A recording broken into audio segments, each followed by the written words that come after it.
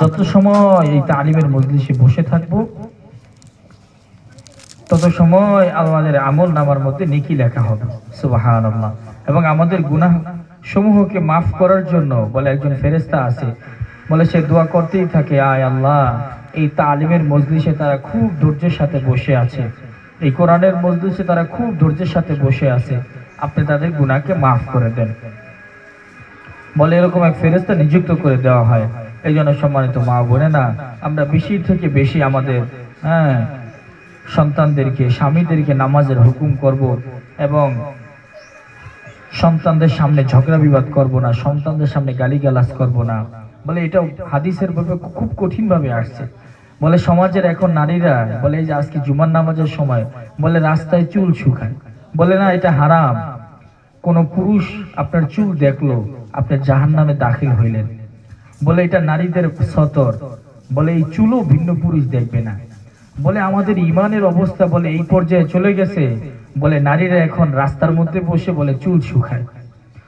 নারীদের কাপড়ও একটা পর্দা, নারীদের কাপড়ও যেন ভিন্ন পুরুষ যেন না দেখে, এটাও শরীয়তের বিধান, এটাও শরীয়তের হুকুম।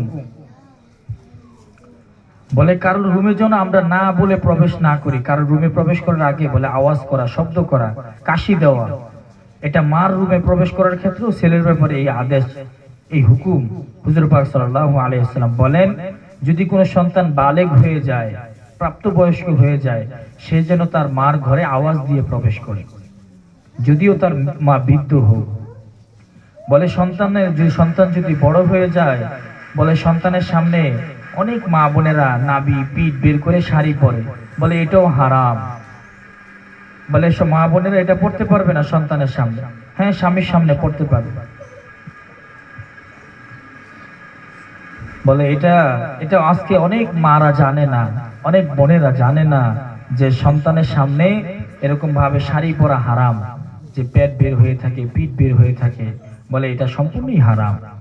বলে চুল আমরা রাস্তায় শুকাবো না, বলে আমরা এরকম ভাবে চুল আমরা এরকম ঘরে শুকাবো, আমাদের মা বোনদের কাপড়গুলো আমরা ঘরে শুকাবো, অথবা এরকম এক নির্জন স্থানে দিব, যে স্থানে এরকম ভাবে পুরুষ যেন না দেখে, পুরুষের দৃষ্টি যেন না পড়ে।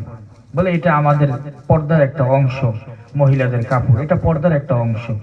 এই জন্য সম্মানিত মা বোনেরা, খুব গুরুত্বপূর্ণ আলোচনা হয়েছে, যে আলোচনাগুলো করলাম, আল্লাহ তাআলা আমাকে এবং আমাদের সকলকে আমল করার তৌফিক দান করেন।